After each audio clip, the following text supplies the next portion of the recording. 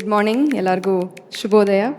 The month's theme is soft, and we thought that this could be a good continuation if we could just step back and look at what water supply means to a city like Bangalore.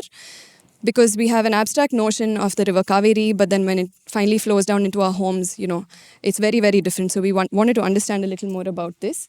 And for today, we have esteemed guests who have served in BWSSB for over 3 decades. So we have Dr. P. N. Ravindra, who retired as the chief engineer at BWSSB after serving for over 30 years and is currently also now an advisor at KIADB, which is the Industrial Development Board. Of course, he's currently co-authoring a book about the evolution of water and water works in the city, which we'd like to hear more about today.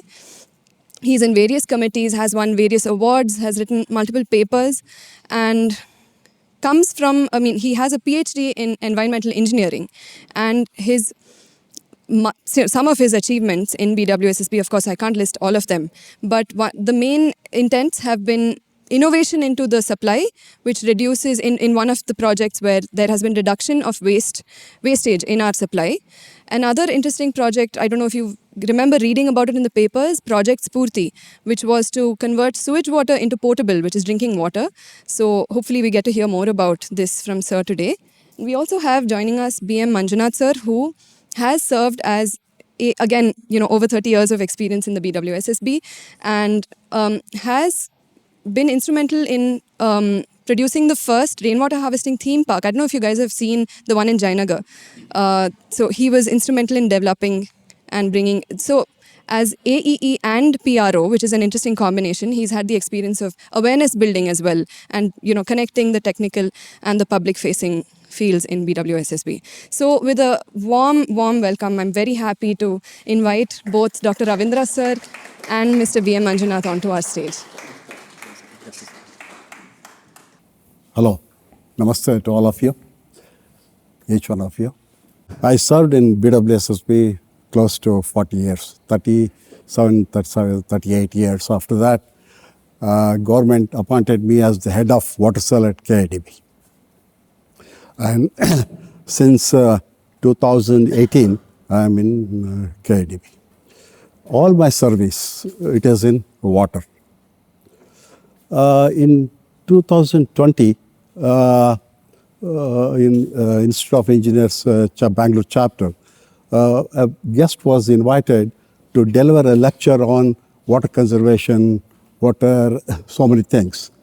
Unfortunately, that day he did not turn up. That was the beginning of the COVID, March 2020.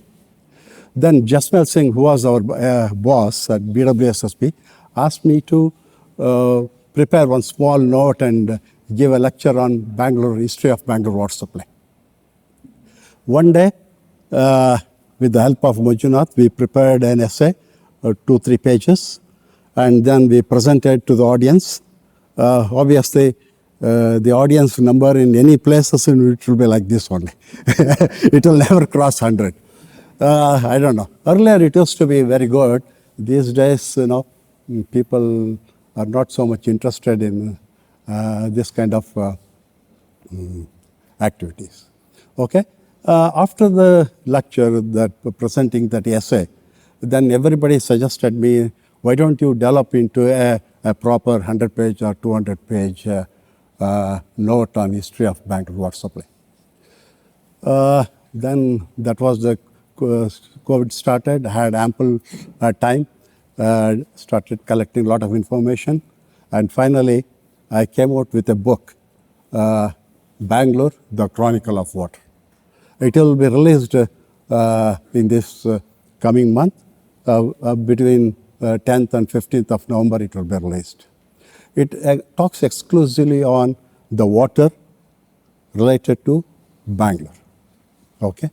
Bangalore is a city where the administrators, engineers, the rulers have taken a lot of interest, and the amount of passion they have exhibited towards water you will not find in any other cities in the world. Okay? Bangalore is the first city in the world, I am not very sure, at least in India, where it has gone outside for a water source, that is Hesarghata, and a telephone was installed in 1896 to control the pumping of water to the Bangalore city from Hesarghata Soldevanadi. Okay. In 1933, the Tipkonali was started. A dam was built exclusively for water supply. Irrigation part was not included. In Hesarghata, the Britishers were involved. The finance from the government of India, the imperial government helped. But for the Tipkonali, it was exclusively the Mysore water, Mysore money, Mysore engineers, everybody, except John Bohr, who designed the Tipkonali scheme. Okay, in 1964, the first water utility, BWSSB, was established. That is the first water utility in India. In 1974, we brought water from 100 kilometers with a pumping against an elevation of 1,000 feet. And since 1974, every decade, a scheme has been added. You will not find this kind of achievement, performance in any other water utilities, nor in any other cities. Okay? And finally, this is the city where the state-of-the-art tertiary treatment plant was installed at Rishpavati Valley. Above all, the first water utility to start the GIS for the water infrastructure. Okay, you can visit our customer care center. It is a top-class center in India.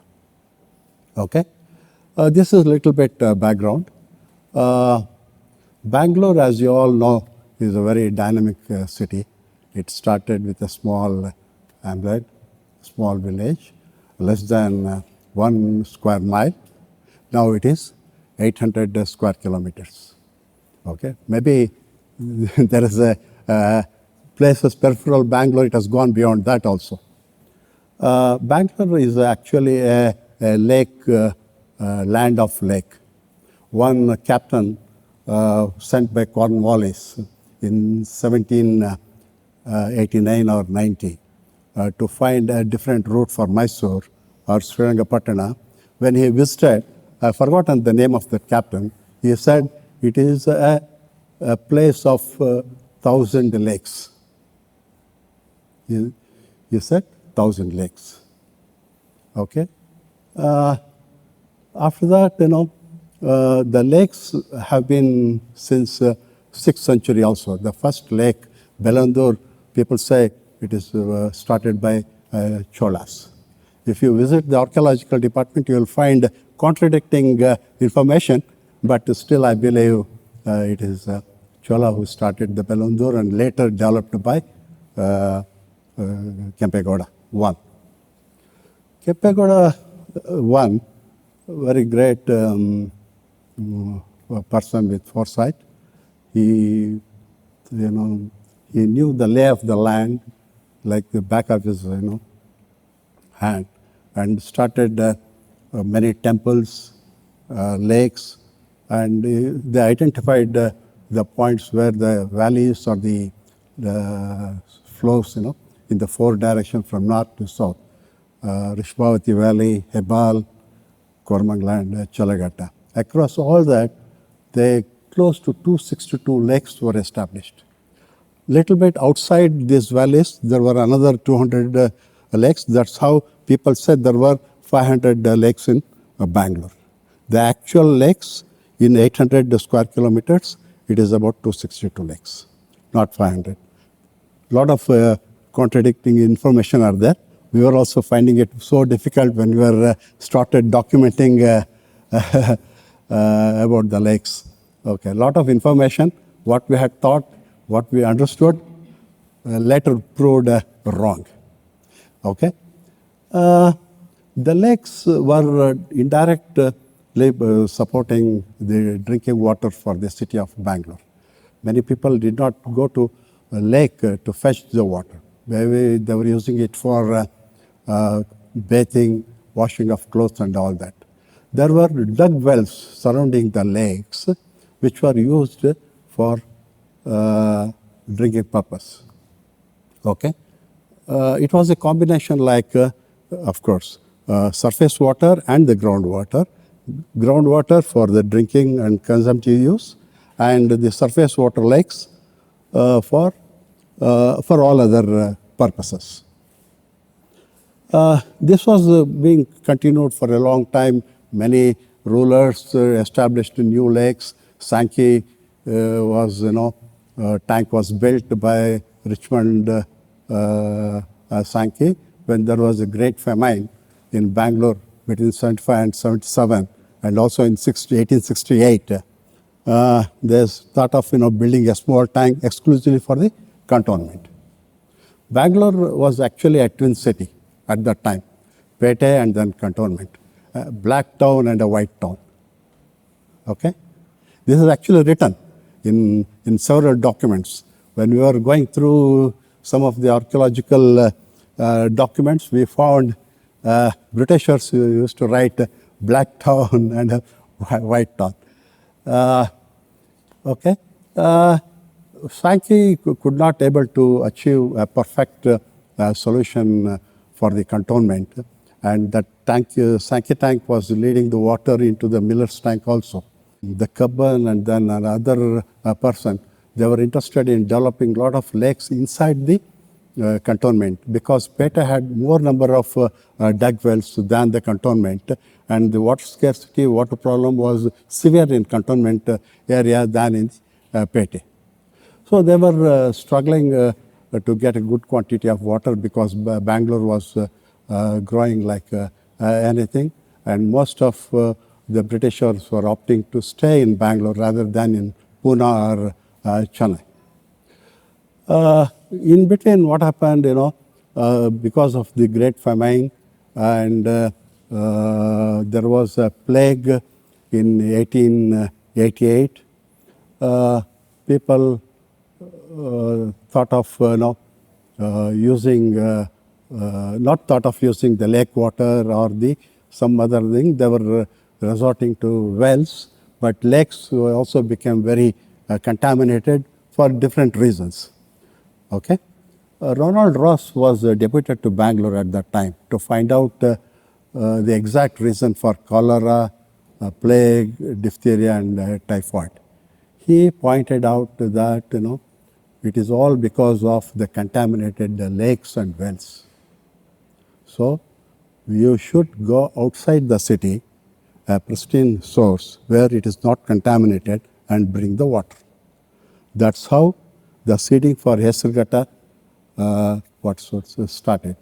He gave a report in 1891, and then lot of deliberations happened in between, and finally it was in 1894 Mysore government started the Hesurghata project. It was about 18 kilometers from Bangalore. That time Hesurghata was not a part of the Bangalore. There was already a lake which was built in 16th century, and they developed waterworks surrounding that Hesurghata. McCanney and another Richmond, two Britishers, the people who designed that Hesurghata scheme, they were a part of the Mysore Darbar, but were not part of the cantonment or the Madras province. Okay, they first started exclusively for the city of Pete. Then later, at the insistence of the Britishers, they made one more project, extended this one. That was the time when the firewood-based pumps were installed. The boiler used to get converted into steam through the firewood fuel, and that steam was used to pump the water. It was a long distance. So McCanney felt, it has to be taken to a near distance with a height of near Banwara hills. From there, water used to flow by gravity towards Hebbal, the present Malleshwaram. That time, Malleshwaram was called as Hebbal. It went on like this. It was basically a raw water for the Pete area. The Britishers installed slow sand filters near their pumping station. They treated, and then purified water went to the cantonment, and raw water to the Pete. Again in 1902, issue of cholera and other issues, Hutchins was the chief engineer of the Mysore Darbar. He said raw water is one of the reasons we should treat that water. He made a lot of consultations with many people. Before he could implement, he got retired. Then Vishwesvaraya took over as the chief engineer. The first step, what he did was to install the filters at Hebal, that is present Malleshwaram. Dual filters imported from America, USA. Okay, both Pete and the cantonment were getting purified water. And some improvements took place in between. Till 1926, the supply was good. But between 96 and 1927 or 28, 2 years, there was a severe drought, no inflow into the Hesgata reservoir. They burned in the upstream tanks, the bunds were breached, water was taken to Hesgata. Still, it was a very pathetic situation. That time they took a decision, one more source is required. The present Hesgata may not suffice the requirement of the Bangalore population. We should go for another source. And committee was established. It was again headed by Vishwesvaraya. And then committee did lot of study. Again, they suggested we cannot go to Cauvery. We should think of Arkavati only, probably downstream of Hesgata where sufficient water is available. Mirza Ismail Diwan at that time, and for Hesgata it was Sheshadri Iyer. These two Diwans played a very important role in establishing the two schemes. For Tipkonale, Mirza Ismail took a lot of interest, personal interest in establishing that. There was a financial crisis. In spite of all that, he see to that the project did not stop. From 1929 to 1933, in a record 4 years, the dam was built, the treatment works were built, the reservoir was improved, the pipeline was laid, one more treatment unit was established at Malleshwaram.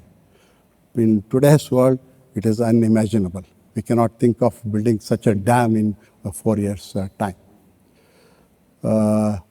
Lakshmi Narasimhaya was the executive engineer at that time who played a very important role.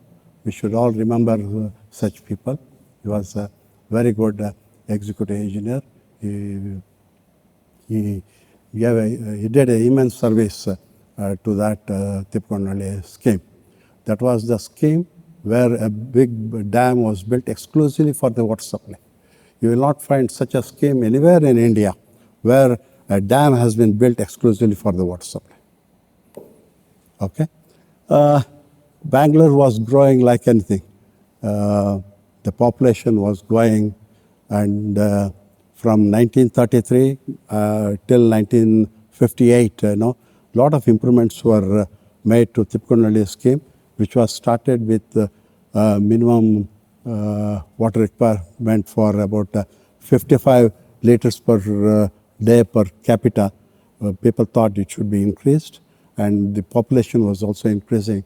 With all that, the requirement, the demand for water increased 3 times, 4 times. A lot of improvements were made. The dam height was increased, and the sluice gates were also introduced from 2.5 TMC, 1,000 million cubic feet. It increased to 3.35. A lot of improvements were made. The augmentation was made, and after 1955, they again felt this is not possible. Tipkonale is not sufficient. We had to do something else. A lot of survey was made. Committees were formed to look into the different sources of water. Everyone said Cauvery is the only solution. We cannot go to Hemavati, though the elevation, the head difference is less, but it is far. It is about 100 miles and Cauvery is 80 miles.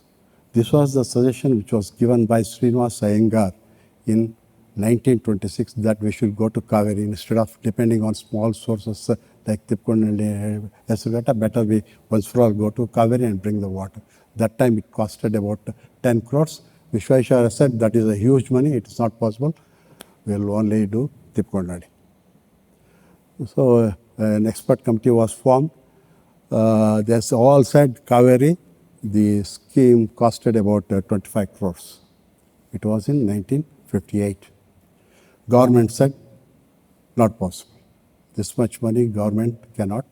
They thought of improving Tippkonalli, Hesugata, and then someone said, groundwater is sufficient in Bangalore.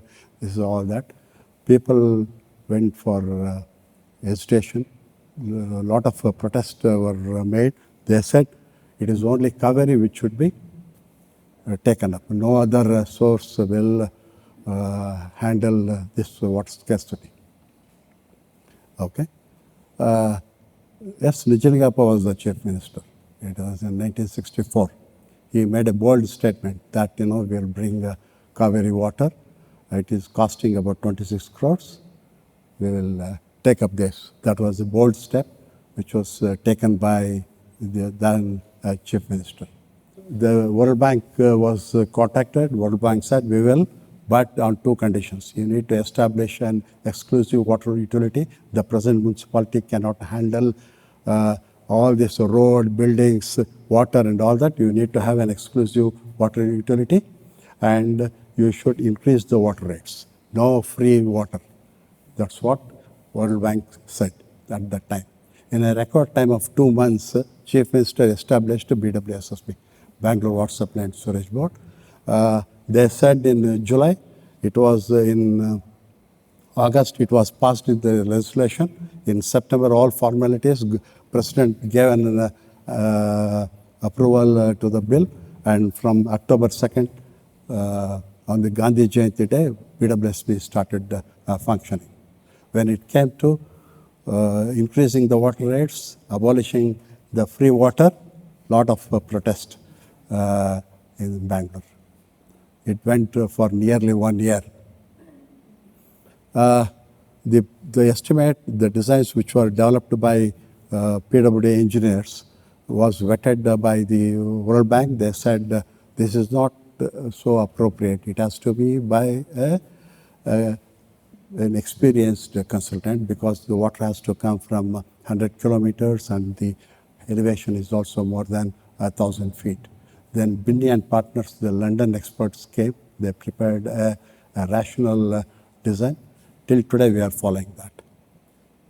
Till today, okay? It was a very good report. PWD engineers, they said there needs to be 4 pumping stations, 5 pumping stations. They rationalized the whole thing. They said it is 3 pumping stations. There has to be a surge system. A lot of good design. It was a perfect design. I don't say our people did not do a better job, but they had a good exposure. They did a better one. And government could not increase the water rates nor abolish the free water. World Bank withdrew from this project. It was contemplating 60 million gallons of water per day through this Cauvery stage 1. So Chief Minister said, okay, we will do it with our money. Instead of taking 60 MGD, we will split into 2, 30 MGD, 30 MGD. And then BWSSB did this revising the estimate, revising the designs. The work started in 1966. Till 1969, nothing happened. Then another person came, well-earned guy came, Mugdam, he was the chairman. He did a lot of things. He was a very go-getter. In 1974, the first stage was commissioned. After that, they laid such a foundation, those people at that time. The scheme has been so much perfect that even after 6 stages, we could not change even a small component of that with respect to the designs. Lot of lands were acquired that time itself. In Tharakatnalli, even today, what has been acquired in 1970 still being used. That much of forethought. We should be grateful to I.M. Mugdam, Ishwar Mallappa Mugdam. He was the chairman. He was from Mumbai province. Okay, great man. Good administrator, good engineer. He was also a chief engineer for some time and the chairman. After that, Bangalore has added Cauvery projects every decade, which started with 135 MLD. Today it is 2,250 MLD. Okay, 150%. No water utility has achieved this kind of this one in anywhere in India. I may not be wrong if I say it is in the world. Okay, but still people curse BWSSB. Okay, for some obvious reasons. Sanitation, we are not as good as in water. A lot of loopholes are there in sanitation. We have sufficient treatment plants, but the conveyance system is awfully bad. Many places, it enters the stormwater drain, not able to get into the treatment plant. Out of about 1,500 million liters of water, wastewater that is generated, it is close to 1,100 or 1,200 treated. About 300, 400 raw wastewater or raw sewage is getting into the stormwater drains. Things will improve. Now a lot of progress is being made. Definitely there will be a lot of improvement in the sewerage sector also. What it started as a small water utility with 90 lakhs turnover in 1964. Today it is 1,900 crores. 1,900 crores. You will get all this information on our website and other this one. A lot of good progress has been made. Quality of water, it was in first, second, third stage, it was entirely indigenous kind of a projects. After the stage 4, when BWSSB went for international funding, JICA helped a lot. Okay, then international consultants played an important role. The treatment plants, what BWSSB has got at Thorekad, they are of international standard. You should visit to appreciate how the treatment plants are working.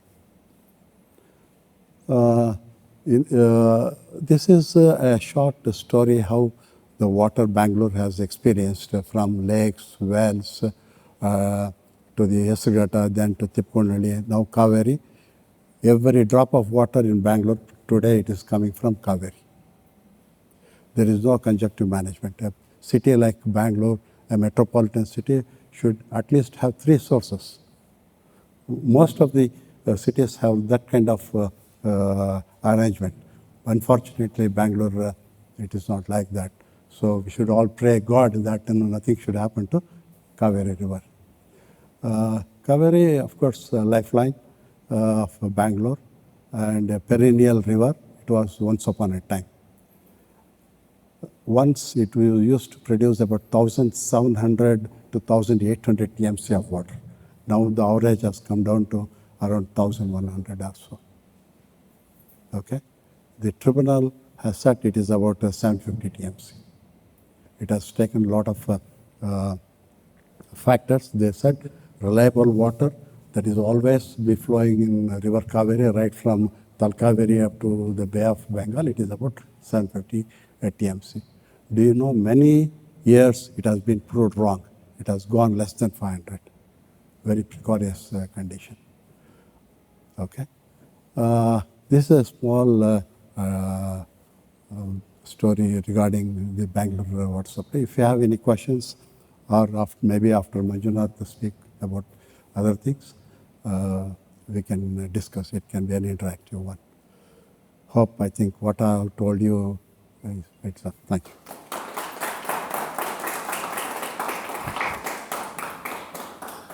Good morning to one and all, and then Shubhodaya. Dr. Ravindra sir explained the journey of water to Bangalore city in detail. I think in micro level he has explained how that water came to Bangalore city for the public. But one thing I have to add, for the Cauvery project in 1964, great Lal Bahadur Shastri, that project has been commissioned. Not commissioned, it is a Laid the foundations. laid the foundation, because he is a great man, for the good heart person. That's why it is sustaining so far. It will be sustaining till the end also. Every 10 years, he explained everything. But are we using water in our houses with conscious that water conservation, and then thinking about what is coming from 90 kilometers away? That one you have to give a thought about that one.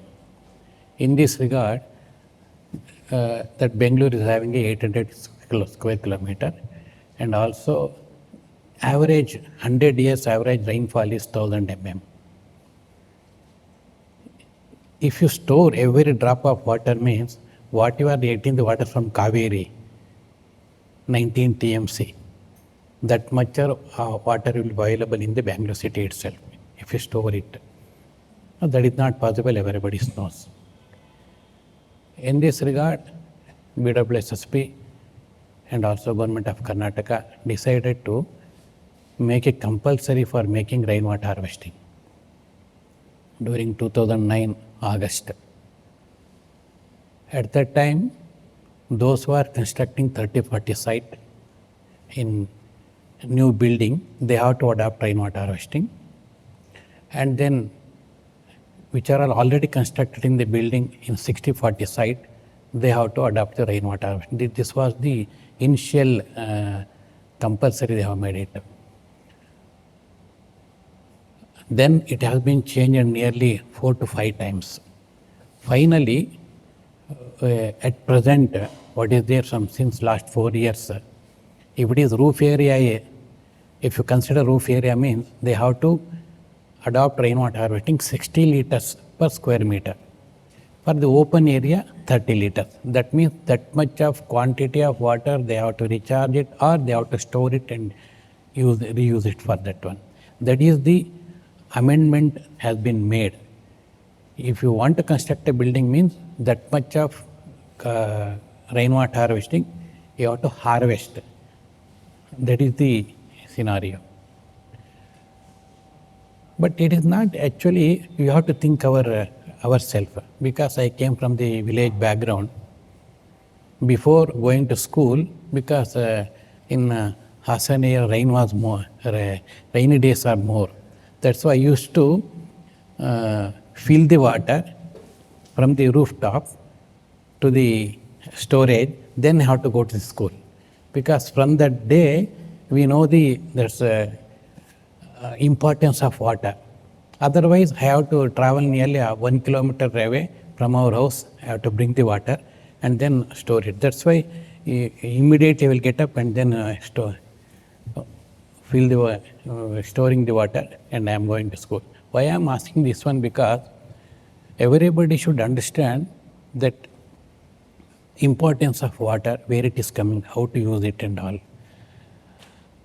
At present, I think nearly 2 to 2.5 lakhs buildings have been implemented rainwater harvesting. That is good. But my sincere request is to adopt rainwater harvesting in each and every building, at least for the other purpose. If you filter it, you can use it for everything, no problem. But we are not thinking in such a way. Why you should do when we have made a compulsory in BWSSB, so many peoples, that too, those who are in very high qualified and then very important society, they people are told, why you are making compulsory for doing the rainwater harvesting? BWSSB is responsible to give the water supply. Why you are coming? Then we have explained. Then we thought of only for making compulsory is not a good. You have to construct a rainwater harvesting theme park. Then the people will understand how a very simple way that rainwater harvesting can do it. It was started immediately in 2010 itself. It is completed in 2011. It is in Jayanagar, Saram Vishweshwara Rainwater Harvesting Theme Park. That is 2011, 19 March 21st itself. Till today it is running. There are two engineers who are sitting there. They will explain each and everything, including that piping and then grating, which are all the filters available, everything, and what is the recharge well, everything they will explain there. If you want to experience that one, you have to go there. Then how they will explain it all. And so many people, those who are visited, that is I have to explain there. We have called nearly 4,000 to 5,000 people, those who are visited to the theme park. Out of 4,000 to 5,000 people, nearly 60% of the people, they have adopted rainwater harvesting there in their premises. That is good because they are motivated. And then and they thought that it is very easy to adopt the rainwater harvesting. That is the very important. And second thing is that rainwater harvesting is very simple way. I think what is coming from the roof, it is wasting. Only you have to put a gutter, one filter, and storing and using. If you don't want to put a filter, raw water will come, that water can be used for other purpose except cooking and drinking, because for cooking and drinking you have to ensure the quality of the water, then only you have to use it. But remaining purpose there is no. If you adopt rainwater harvesting in 30-40 site, if you conserve all the water from the roof, it will be about nearly 1 lakh. For one person, nearly 135 liters what is per person as per WHO, everybody knows. That means how many months it will come? It will come nearly 6 to 7 months. If you adopt in 60-40 site means it will nearly 2 lakhs to 2.5 lakhs liters. Now every day is raining now. Every day is raining. It is not average. Actually this year I think 2000 mm is crossed, I think so. Why I am telling, if you adopt rainwater harvesting 60-40 means you need not depend on any source that is self-sustained. So like that, so many buildings are in Bangalore city and all. That's why my sincere request to one and all to adopt rainwater harvesting. It is very simple also. In that actually rainwater harvesting theme park we made a nearly 26th of method. Last method is only you put a 4 poles, one cloth, that's all. When rain it comes, you put a 4 pole and then cloth, water is coming, you place, store it and drink it, because that is purest for Amati water. If you do it that one, that simple way, that 4 feet by 4 feet, you will get nearly 2,000 liters of water in a year. Per person every day for cooking and drinking, and how much is required? 10 to 12 liters. You think about how many days it will come. But it is very simple, it is easily available. Those who are easily available will not think about that one only. And then we are wasting the water. I think in one slide I have shown how we are washing the car. We are having plenty of water, we are washing the car, and another person will be begging the water, and then he is suffering the water. You have to think about that one, and easily we can adopt rainwater harvesting and water conservation. Then how to do the water conservation in the houses? In the normal tap, everybody knows. That one is also installed in the rainwater harvesting theme park. Normal tap, in normal pressure, if you open the tap means per 1 minute, 15 liters that is discharged from that tap. If you put a aerated tap, it will reduce to 9 to 6 liters. A very minimum aerated tap you provide it, 100% it will reduce nearly 6 liters.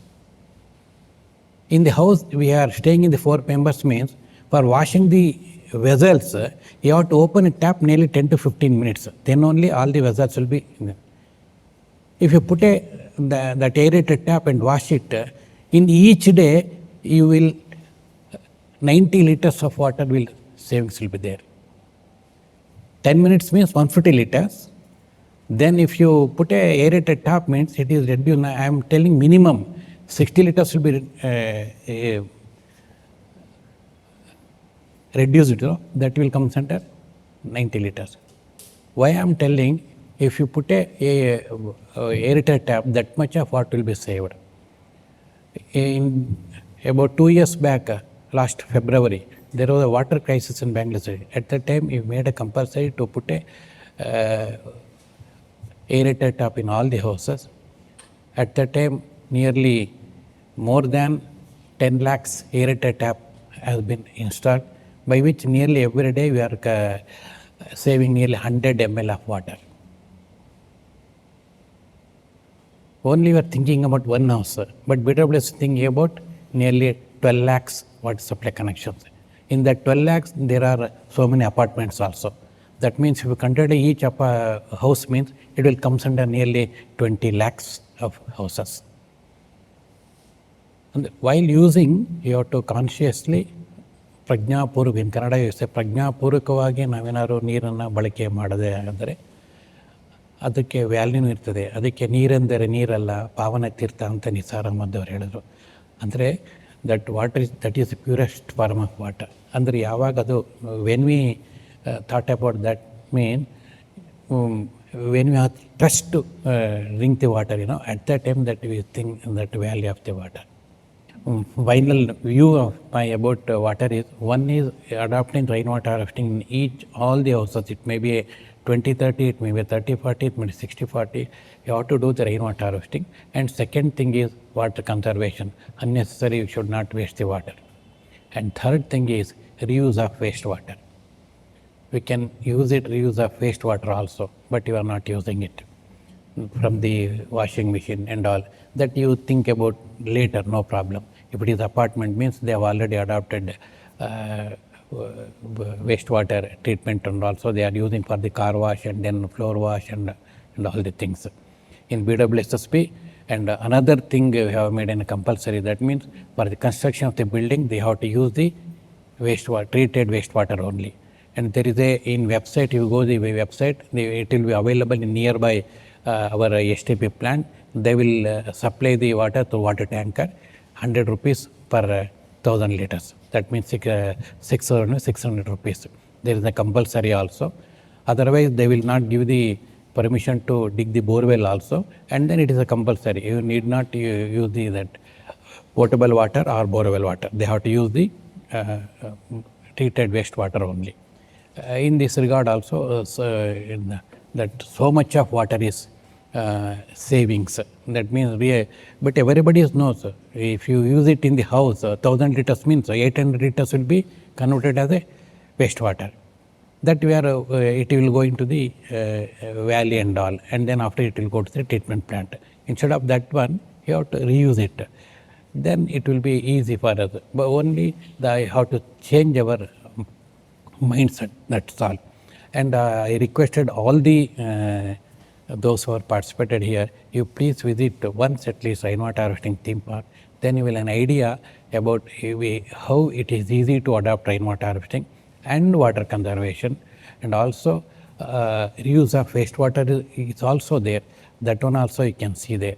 That is easy for you. And then one film is also where in that auditorium is there.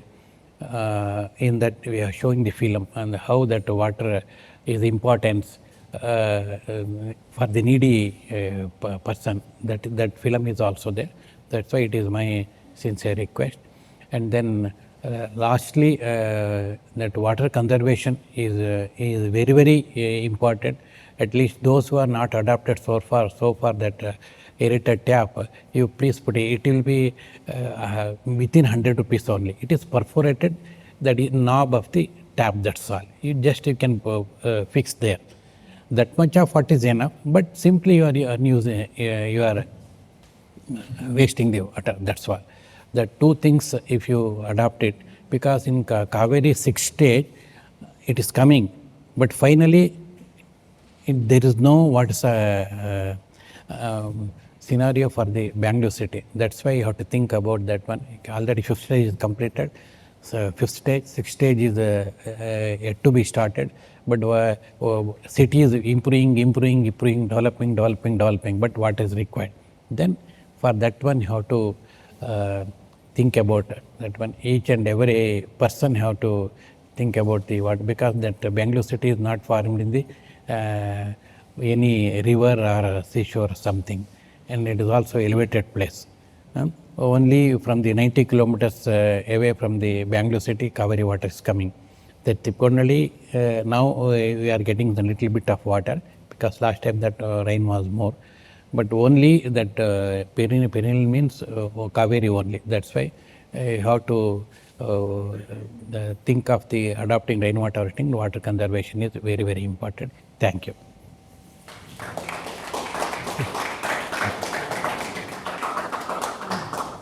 Morning, sirs. I'm Bhargavi. I'm just curious about the sewage management in the city. You touched on it, but just a little bit of how it is managed and what we are doing about it and where we are going to go with it for the entire city. Sewerage management. Okay. Bangalore has currently 33 wastewater treatment plants functioning, about 7,000 kilometers of sewer lines. Okay, and the treatment plants, 50% of them have been designed for with the modern technology, we are able to remove all kinds of contaminants. The old treatment plants at Kents Valley, Rishmavati Valley, they are being upgraded.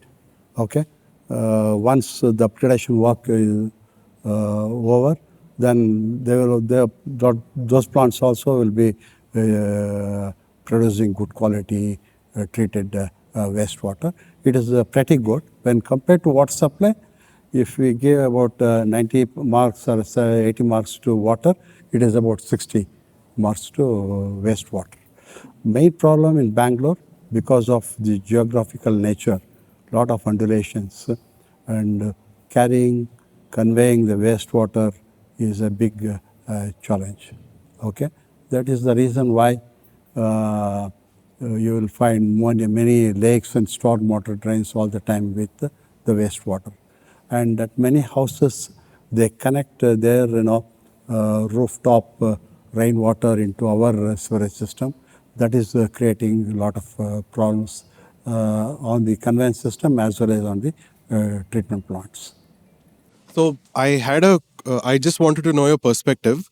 What is the responsibility do we have as people of Bangalore, institutions of Bangalore, for areas like Talakaveri, Shivansamudra, Coorg, because of the lands like that, we are able to drink this water, and it's not, we are getting it from elsewhere.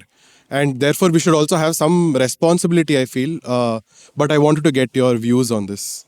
What you are telling is the kind of responsibility that we need to showcase to preserve the river Cauvery.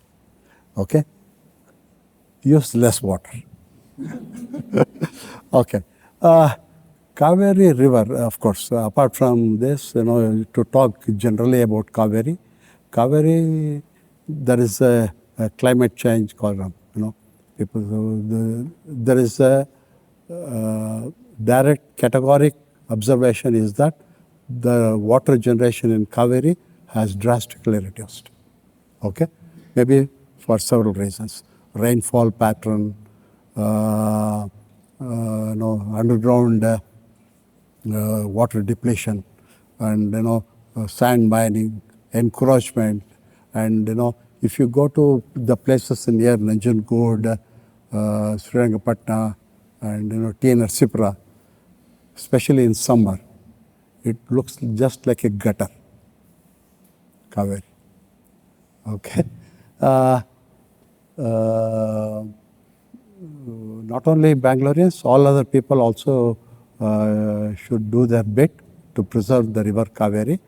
And the onus is more on Bangaloreans, because the water which is coming from a long distance, which belongs to some other place or some other people. We are using that. So most people are prudent about water consumption or the conservation, but we should think of something else. There is some kind of guidelines or a note which has been published in our BWSSB website. Please go through that. Okay. Thank you for this insight of the journey of the water that you have given throughout centuries. See, I'm curious about the system in place today, the infrastructure in place today. Bangalore is one of the fastest growing cities. I will not say fastest developing cities, fastest growing cities. Everybody wants to be in Bangalore. Okay. While we've seen the earlier infrastructure placed by the Cholas or the Britishers serve us for hundreds of years, some are still sustaining their original capacity and serving with this rush, with this population. But whereas when we see a road or a flyover, by the time it is complete, our necessity is doubled. You look at the recent Yellow Line metro, the rush is already overflowing. How are we placed with water? Because throughout history, we've seen many civilizations collapse because of lack of water, running out of water. How is Bangalore placed with the current infrastructure? How are we seeing? Have we stopped it, or it's a continuous process of developing for the what we are looking forward with the influx of population and requirements? Sir. Thank you. But for Cauvery, Bangalore would not have grown like this. Do you agree with me? Yeah, Cauvery is responsible for this kind of explosive growth. Some other things, what you raised, I don't know how to answer. BWSSB has made a master plan, a vision document, how we need to tackle the water scarcity. Okay. For example, we have suggested with some kind of a plan, which has been also available on our website, vision document. When I was heading the new initiatives division in BWSSB, we developed a master plan up to 2047. Okay. Bangalore should have 3 or 4 taps, something like generating the water on its own, rooftop. If not the catchment area basis, rooftop rainwater has to be stored and used.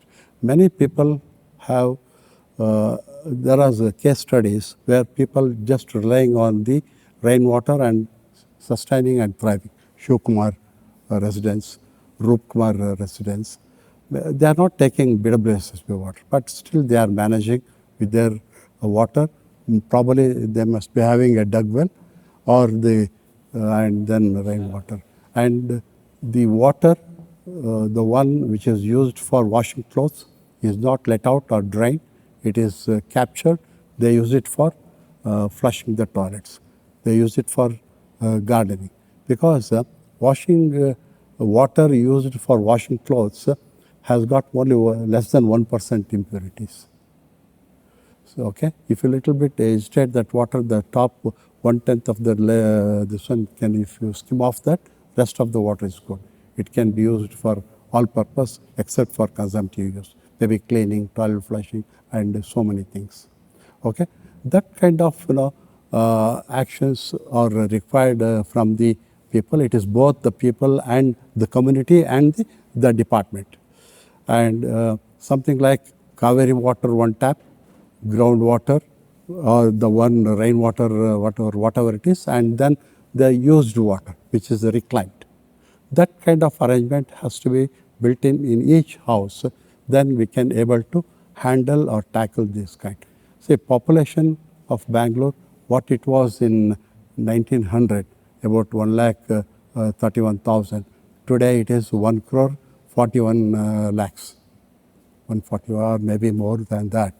Okay, so it has to be from both the sides, both by the government as well as by the people. It is not that BWSSB alone can do it. Without community participation, it is not possible. less usage and use the water twice. That was the slogan we adopted some time back. But Cauvery, I think no more water can be drawn from Cauvery. 30 TMC of water is coming to Bangalore. Another 6 TMC of water has been reserved for the cities surrounding Bangalore. Okay, 36. There are a lot of hesitation from the people, from the farmers, of drawing so much of water exclusive for the drinking purpose. Sir, thank you very much for talking. But I have this question where I think BBMP also plays a very important role when it comes to sanctioning plans for different kinds of buildings, houses or commercial buildings, which should have rainwater harvesting systems, and what are the sums there are for all of that. So what is the relationship between BWSSB, BBMP and the people who are not following any laws to while they're constructing their buildings? So the offsets are not there, they're just building as they wish. So is there a problem there that needs to be solved? You are talking of coordination? I'm talking about coordination between BWSSB, BBMP, and then finally approval of plans. Yes. Yeah, it is in place. It is in place. The rainwater harvesting initiative, first it was not started by BWSSB. It was started by the Bangalore Municipal Corporation, PMC. The first state was Tamil Nadu, and immediately Bangalore Commissioner at that time, Ravindra, Jyotirling, yeah, someone said, when a new plan is sanctioned, mandatorily they should go for rainwater harvesting. It was started by Bangalore Municipal Corporation. And now, then later did not work. People were, you can know how the system works. People were building without any regard for rainwater harvesting. Then they said, someone went to the court, someone said we need to bring a legislation. So because of that, an act was introduced. Our BWSB Act was amended, and this part was included. So what the Act says, it has to be rainwater harvesting, and the BBMP cannot issue a completion certificate or occupation certificate unless that is in place. Some kind of coordination is there. After all, it is government organizations. You know how our system works, unlike in other places. Okay, but better. What it was earlier and now what it is, lot of difference, and good coordination is there. So just a follow-up question for our responsibility. So you just mentioned in the beginning of the talk, wherever you go for talking about this water conservation, you see only these number of people, not more than 100. I think that comes from a mindset that we know about water conservation because it's all there. Information is all there in the internet. I think it's about, personally, I feel it's about the mindset of people, because we all know about water conservation, we all hear about water harvesting, all that, yet it is not happening. So when you guys, as a body, water body, go to people and tell about it, talk about it, what is that mindset? Because he just mentioned elite people also say, why should we do? It is your responsibility. So what do you think is the mindset of people? Did you ever think about it, that why we are not doing it, even though we know it is important? Recently, some time back, about 4 months back, Citizen Forum invited me for a talk on something else, on water.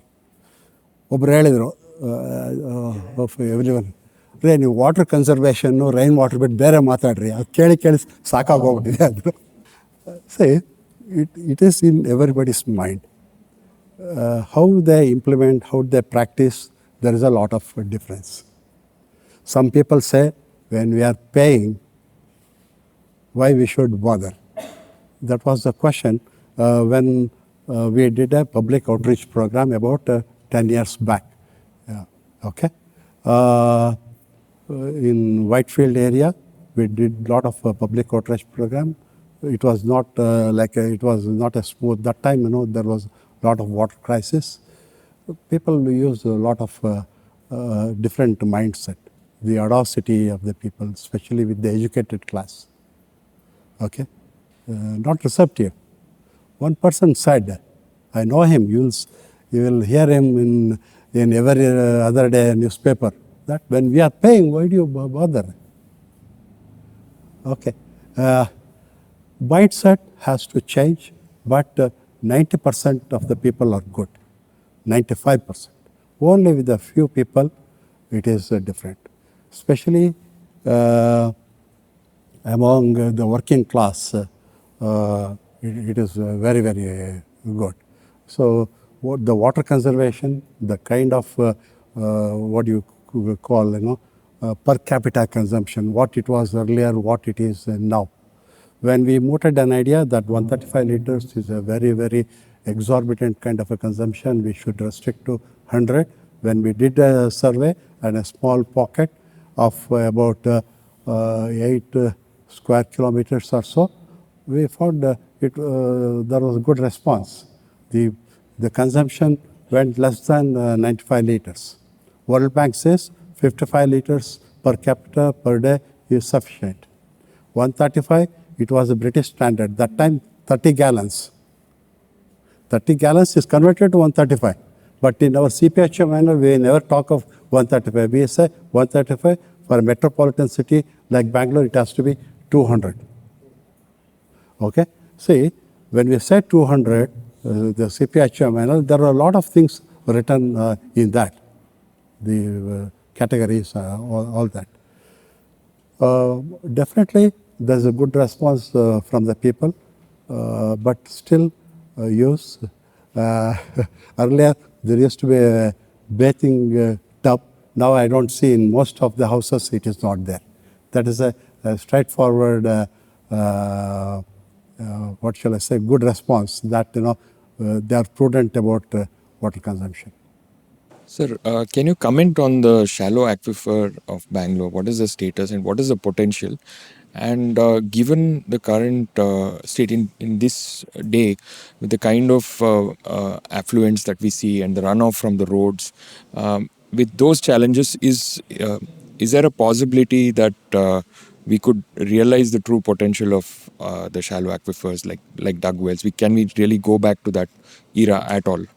Okay. What you are indirectly talking is about why the efforts are not made towards catchment area basis rainwater harnessing that kind of water. We have made a study and it is possible, but the efficiency is less than 30%. Okay? Efficiency is less than 30% as far as catchment area basis is concerned. But with regard to the rooftop, it is more than 90%. Okay? Catch. The collection, the collection.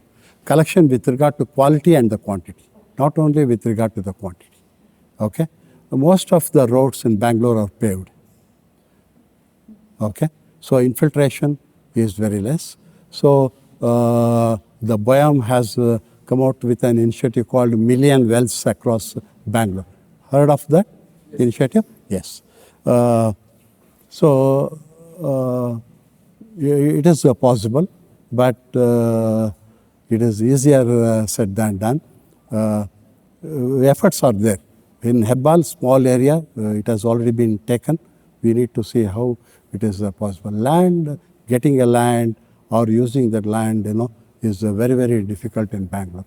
Lot of encroachment. Even the government land have been encroached, and if BWSSB goes, a lot of people is protest and all that.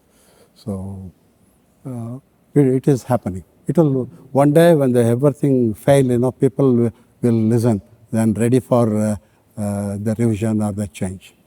In your talk, you talked about all of these revolutionaries, visionaries who had the forethought, right?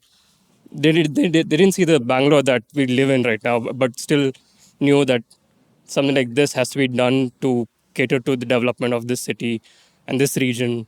So does it require a revolutionary idea to, you know, Yeah, definitely, definitely. Oh, hi, sir. Just one question. If you look at Vande Bharat trains or even flights, for example, the toilets there are far more efficient than the ones in our bathroom. I think they use lot less water and lot more suction and lot other technologies to use less water. But if you look at our appliances that we use in our homes, be it the new dishwashers or the industrial washing machines that we use and the rain showers, they use a lot more water. And with our increasing incomes, I think we need better appliances. But are they sustainable in terms of water? Maybe not. So, what kind of policies or maybe interventions can the government bring in, to make appliances more sustainable? Nowadays, we have clothes that are made out of plastic PET bottles. But why can't appliances be, even add compound to our water conservation efforts? Is my thought. Okay.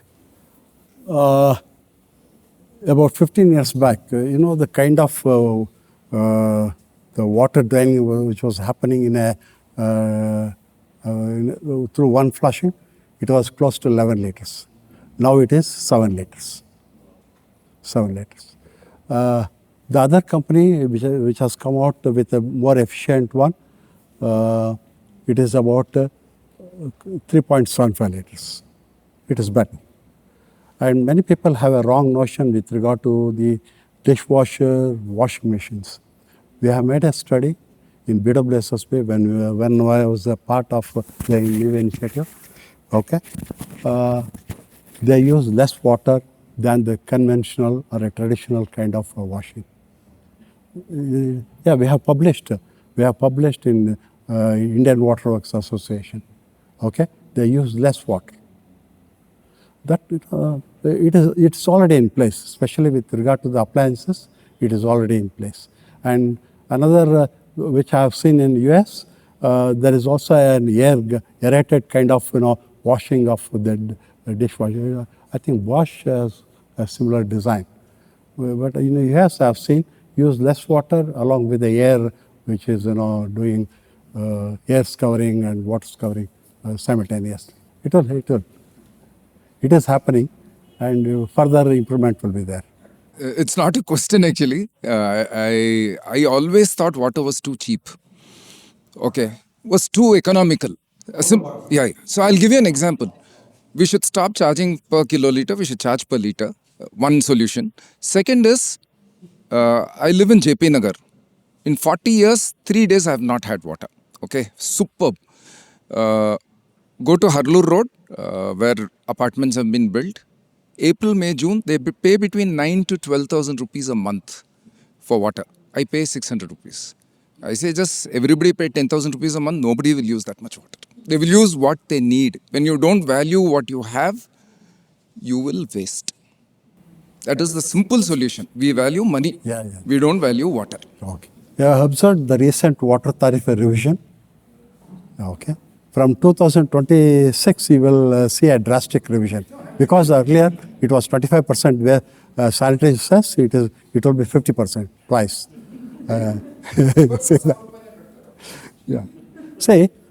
See, social good and economic good. Okay. So I was a part of the water tariff, saying how difficult it is. But this time it has happened because the minister took a strong political decision. Otherwise, it was not possible. Okay.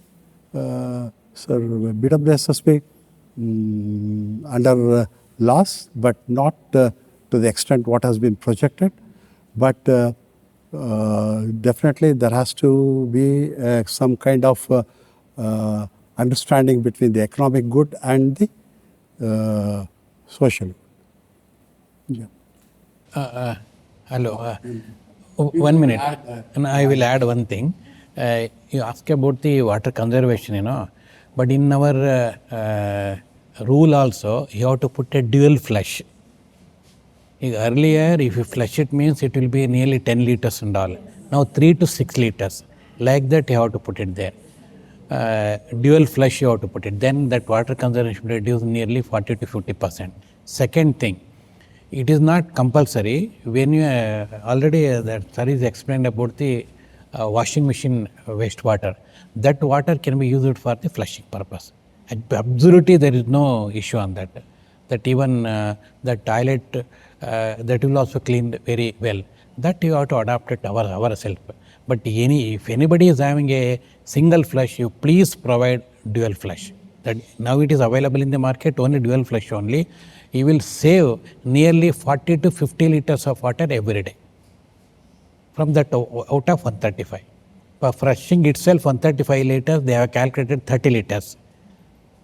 It is a simple thing is there, but we can save nearly lakhs of liters by the help of only 1,000 to 2,000 houses itself. Thank you. Yeah, good morning, sir. Whether Bengaluru requires Krishna water in future, and is it possible to bring Krishna water to Bengaluru? We can bring water from any place. Engineering. Is it possible to bring Krishna water? The plan to bring Sharavati water, Cauvery water. There is a sea-based reservoir, you know that? Where from the estuary, water will be collected and then, yeah, possible, we can bring it. But what about the cost? What about the people who are residing there? It is at the cost of that area, and it is at the cost of that area and as well as that people. So Bangalore should be grateful to many people across Karnataka. And there is always voice. Bangalore should get a priority. We produce 65% of state GDP, but because it is the support from the rest of the Karnataka people. Okay. Hello, sir. Thank you.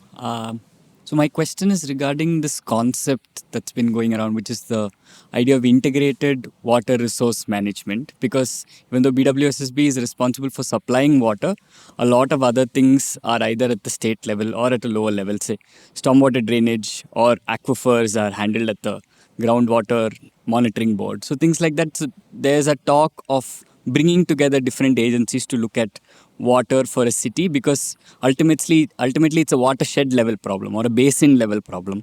So do you think the problem really here is about coordination between agencies? What do you think about the centralization, decentralization? Do you speak to that? Yeah. As far as Bangalore is concerned, the IWRM is already in place. It is already in place. With regard to the basin, Cauvery basin and Arkavati sub-basin and all that,